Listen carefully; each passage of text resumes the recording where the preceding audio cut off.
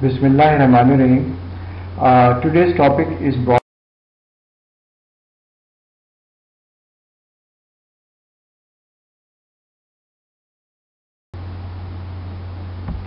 Now, at the end of the lecture, the students should be able to define the term asthma, how to classify different types of asthma, what is the underlying pathogenesis, what are the triggering factors, and what is the morphology, gross and microscopic. And lastly, the clinical aspects. How does the patient present and what would be the complications? Now, asthma is one of the chronic obstructive pulmonary disease known as COPD. In this category we have four disorders: chronic bronchitis, emphysema, bronchial asthma and bronchiectasis. Chronic bronchitis has a clinical definition. It means that productive cough lasting for 3 consecutive months in 2 consecutive years. Emphysema is a permanent dilatation of the air sacs known as acini and destruction of their wall. Bronchial asthma, of course, we'll talk in detail in the subsequent slides. Bronchiectasis is a permanent dilatation of the terminal bronchioles and the destruction of their wall. Now, coming to the actual topic, I will read the definition and then we will discuss. Asthma is defined as chronic inflammatory airway disease characterized by episodes of reversible airway obstruction, bronchial hypersensitivity and bronchial inflammation, resulting in episodes of breathlessness, wheezing and cough. Now, very important thing is that it is chronic inflammatory airway disorder which results in airway obstruction which is episodic and reversible, and this as a result of bronchial hypersensitivity, that is the bronchial wall is hypersensitive to the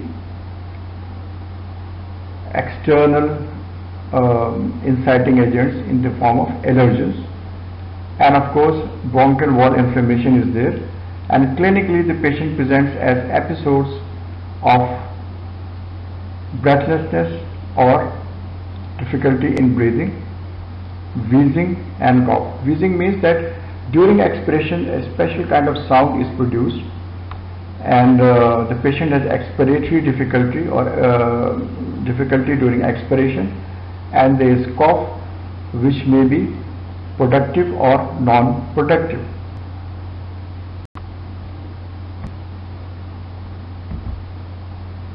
Now, with this definition in the background,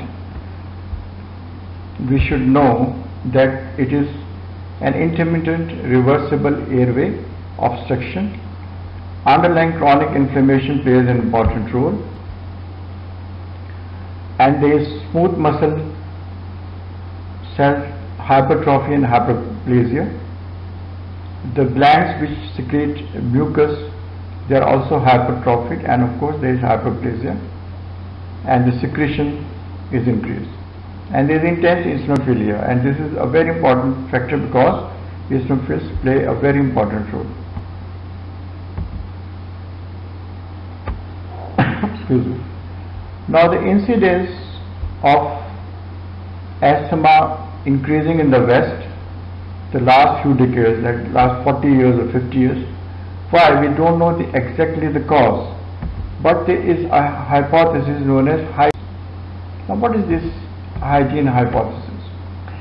You know, the West have been able to curtail the infections, the pathogenic organisms, maybe bacteria, viruses or fungi. There are less incidence of infections, including in the children. As a result of this, when the children grow older, their immune response is not very well developed, there is immune dysregulation and there is effect on the immune tolerance.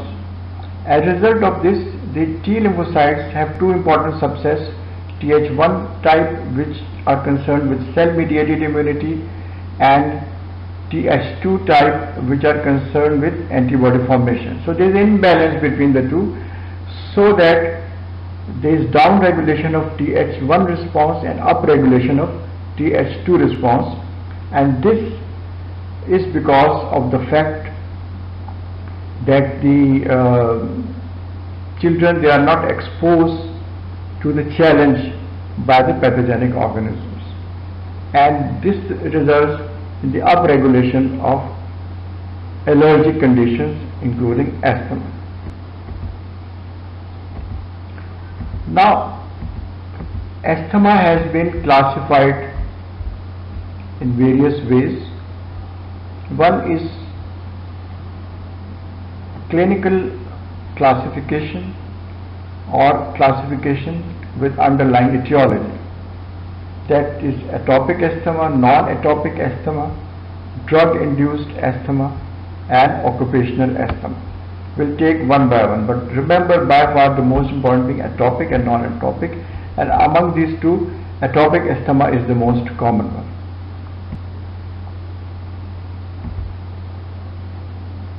Atopic asthma, as already mentioned, is the commonest type arising in children, and the underlying pathology is there is type 1 hypersensitivity reaction, which is IgE mediated and immediate type, and we'll discuss that later on, and I'm sure that you have a background knowledge of different hypersensitivity reactions, including type 1 reaction. The attacks triggered by environmental factors like dust, pollen, danders, wood particles, different foods, infections, cold air, and exercise. So all these are triggering factors.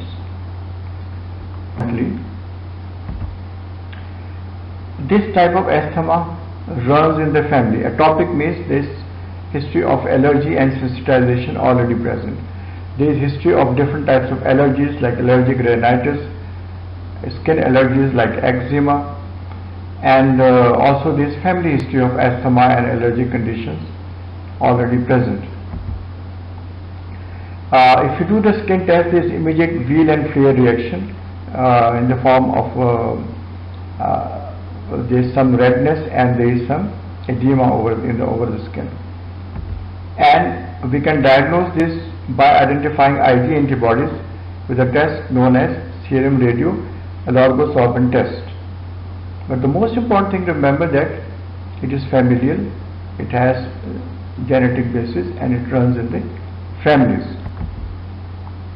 Non-atopic asthma, the main difference is that usually don't get family history of allergies or asthma, and the skin test is usually negative, and most importantly the triggering factors are usually the respiratory viral infections and air pollutants.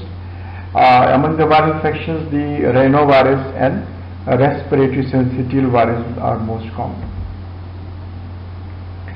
They say that the individual is unusually sensitive to certain viral antigens, and the vagal receptors, they have hyper-responsiveness to those irritants, and as a result of that there is a contributory factor that results in, because of the vagal stimulation, parasympathetic response and this bronchospasm.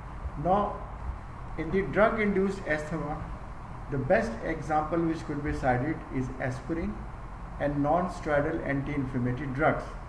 Now, these drugs inhibit cyclooxygenase pathway selectively without lipooxygenase pathway.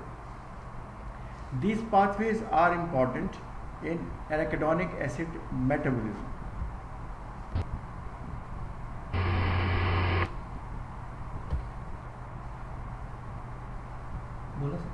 Now, in certain occupations, there are certain irritants. When the individual is exposed to certain irritants, they will be triggering of asthma, such as, for example, certain irritants like chemicals, industrial fumes, gases, wood and cotton dust, and so on. So these are actually the triggering factors, and those individuals who are constantly or intermittently exposed to certain irritants, they have more chances to acquire asthma.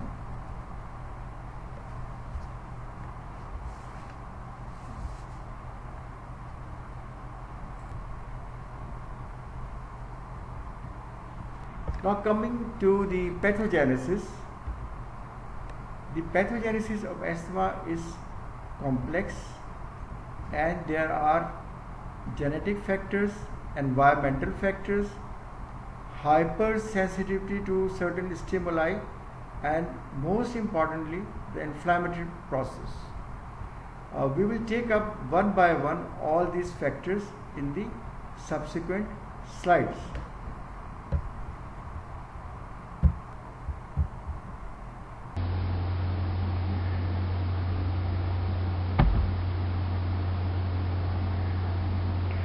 Now, many types of cells are involved along with their chemical mediators. The most important being the Th2 type of lymphocytes. Eosinophils play a very important role, and we will see that mast cells have a key role to play, neutrophils also, and some role of macrophages, and epithelial cells. The epithelial cells lining the bronchial wall, they also have a very important role to play, and we'll see that. Now if you see this diagram, an allergen in the environment in the form of, for example, pollen, it gains entry through the epithelial lining. In this case, this is a dendritic cell, which is an antigen presenting cell. Now this dendritic cell, this will present antigen to T lymphocytes subset Th2 type, and it will be activated, and because of this activation, this will secrete interleukin 4 to stimulate other B cells to produce IgE antibodies. Now the antigen will bind with this IgE antibodies, and then these IgE antibodies will bind with the mast cells through Fc receptors. This is, for example, the first exposure, and this individual is said to be sensitized. Now once the individual is sensitized, on second exposure will be a quick reaction, antibodies will be formed, the mast cells already coated with the antibodies. Now the antigens will coat themselves over these antibodies, and there will be cross reaction between them. This will result in the activation of the mast cells and their degranulation. They will secrete number of chemical mediators, one of the most important being interleukin 5, which is going to act on the eosinophils, and these eosinophils will be activated, and there will be further recruitment of these eosinophils. On the other hand, epithelial cells also secrete a substance known as eotaxin, which are chemotactic for the eosinophils and also result in their activation.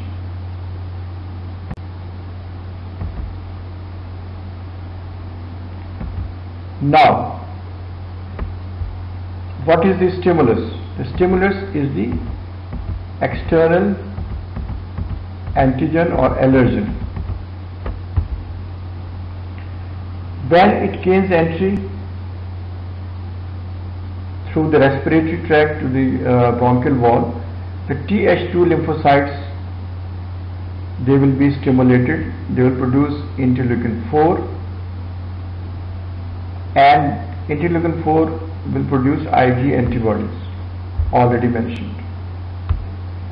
Then they will also produce interleukin 5, which will activate eosinophils and help in their recruitment. Another important is interleukin 13, which will produce Ig antibodies and also mucus production.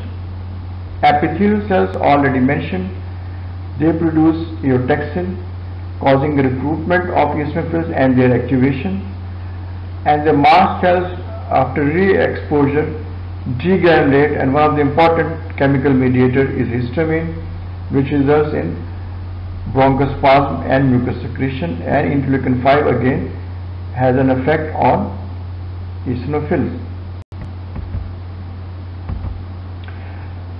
Now, IgE coated submucosal mast cells already mentioned, they will be stimulated on second exposure, and the stimuli will attach to the surface IgE antibodies.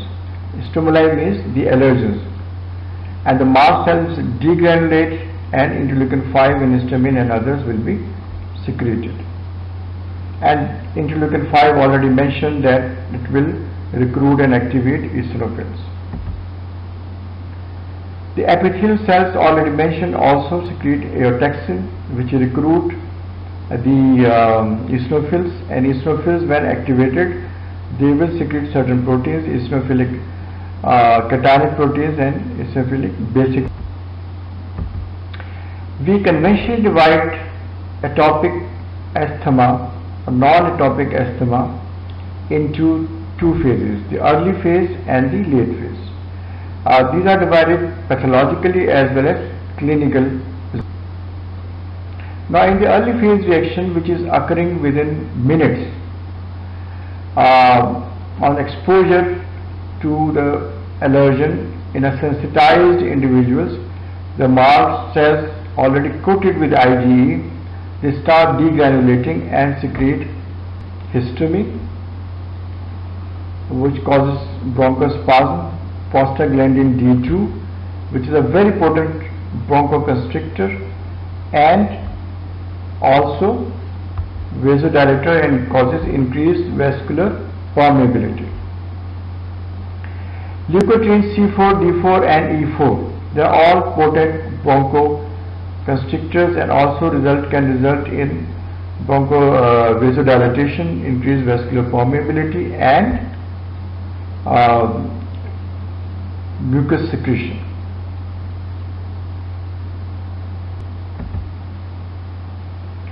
The hallmark of this phase is bronchoconstriction due to the direct subepithelial vagal receptor activation by the stimuli. What does it mean? It means that there are vagal receptors and they can be directly triggered by the allergen, and this results in parasympathetic stimulation and bronchospasm. There will be, as an inflammatory response, there will be edema and increased vascular permeability, and also bronchial smooth muscle cell hyperplasia and hypertrophy, mucus gland secretion because of the mucus gland hypertrophy and hyperplasia. This is all we see in the early phase. Now, if you see this diagram, here the allergens are there which gain entry into through the mucosal lining, and then they stimulate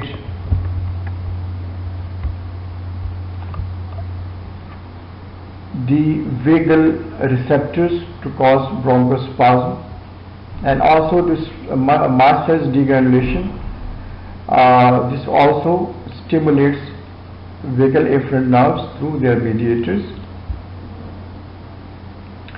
Eosinophils are also activated and they secrete eosinophilic cationic proteins and eosinophilic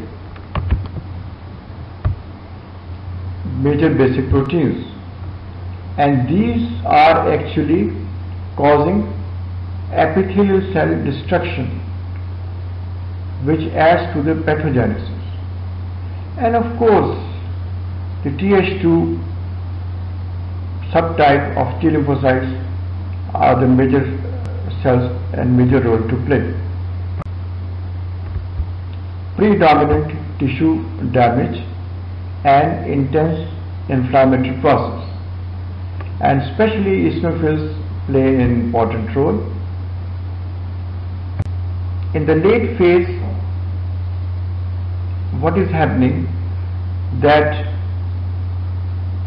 tissue dissection and inflammatory process, both they have a key role to play, and all adding towards the narrowing of the lumen of the bronchi and bronchioles.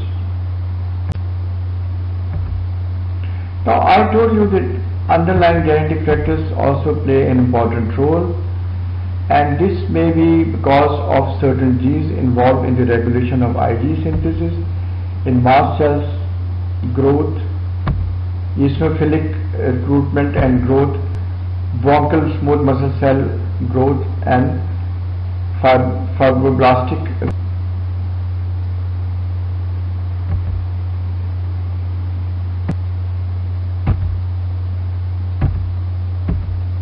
Now asthma can also be classified microscopically depending upon which type of cells predominate.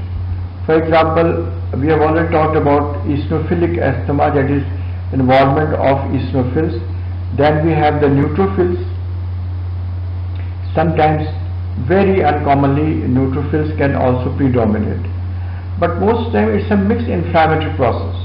And sometimes the granulocytic paucity, it means that eosinophils and neutrophils, they are not predominating.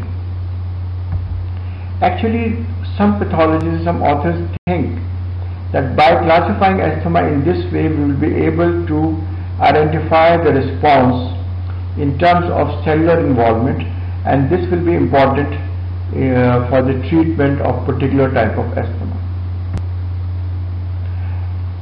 Now, what happens that there is obstruction in the airflow in the bronchi and bronchioles, particularly during expiration. So over the period of months to years, there is trapping of air within these bronchi and bronchioles, and there is overinflation of the lungs. If you see here, there is a normal bronchial tube, and you can see the lumen, it is quite patent and open. Whereas in a long-standing bronchial tube, there is narrowing of the lumen of the bronchi, and the bronchial wall is increased thickness. What are the causes of this thickness? We'll come to know later on. Also, there is blockage of the lumen through mucus plug. So all these factors play an important role in the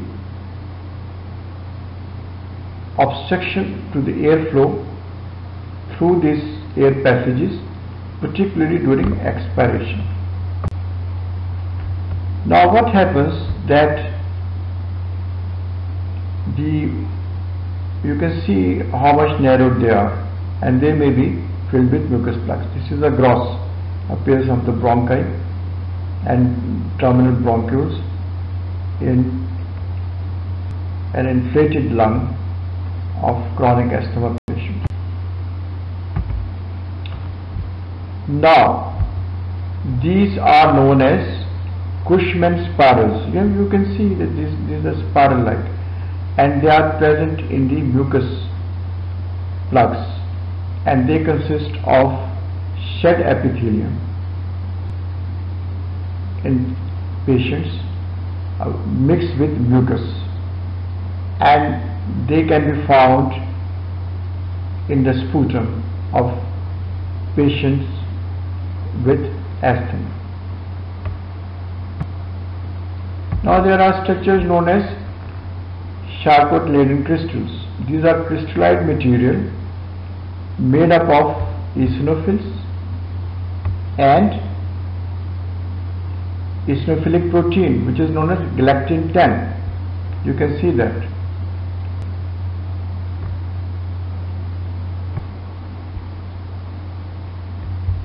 Morphology is airway remodeling, which may start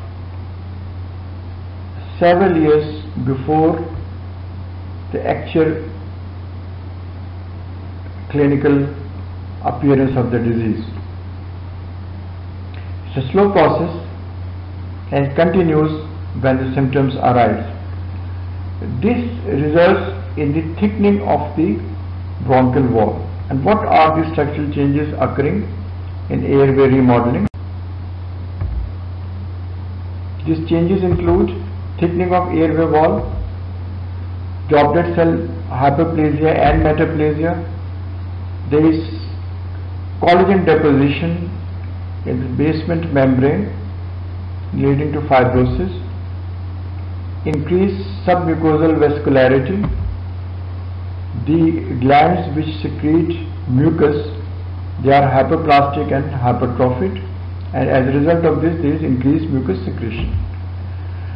These bronchial smooth muscle cells, they are hyperplastic and hypertrophic, and finally there is epithelial injury. All these factors result in permanent changes in the bronchial wall known as airway remodeling, and this contributes to the further narrowing of the lumen of the bronchi and bronchioles and adding to the intensity of the pathology of the asthma. Now if you see here, this is the normal epithelial lining of the bronchial wall, and there is a layer of mucus. Then beneath this we have a basement, very thin basement membrane, and we have below this is the lamina propria, and then smooth muscle cell layer. And if you compare this in a long-standing case of asthma, the mucus has markedly increased. The epithelial cells, there is hyperplasia of the goblet cells and also some damage to the epithelial lining. The basement membrane has thickened. If you compare this with here to here, it is markedly thickened, and this is because of the collagen deposition. In the lamina propria you will see intense infiltration of different types of cells, including the inflammatory cells. They also have, of course, the mast cells, the Th2 mainly type of lymphocytes, the neutrophils and the eosinophils. The smooth muscle layer is also hyperplastic and hypertrophic. Then the mucus secreting glands, they are also increased in number and they are hypertrophic. So all these changes, they are going to occur, and the net result is called airway remodeling, resulting in thickening of the bronchial wall and contributing to the narrowing of the bronchial lumen. Finally, coming to the clinical aspects, already mentioned, it is episodic. There are recurrent attacks, and in between the attacks there is the patient to begin with is usually symptoms free. The attack is characterized by severe dyspnea or shortness of breath, expiratory difficulty or difficulty in exhaling air, wheezing sound during expiration mainly, and also cough, which may be productive or non-productive. So difficulty in expiration is a hallmark of the disease. Over the period of months and years, there is air trapping and hyperinflation of lungs. Usually the attack lasts for 1 hour to several hours. The attack, bronchial attack, asthma attack may be subsiding spontaneously, or we need to have bronchodilators or steroids. Sometimes in patients the attack of asthma lasts for days and weeks. and not been able to control by usual doses of bronchial asthma, bronchodilators and corticosteroids. This is known as status asthmaticus, and this could be life-threatening. And this results in hypercapnia, hypoxia, acidosis and cyanosis. And mind you, this is a medical emergency, and this could be life-threatening, and it has to be treated accordingly, that is oxygen therapy, then increasing dose of bronchodilators and steroids and so on. So since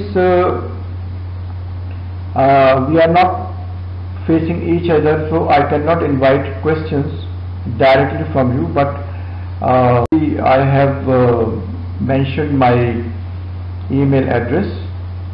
So if you have any queries, you can write it and send me an email, and I will reply that. Thank you so much and good luck.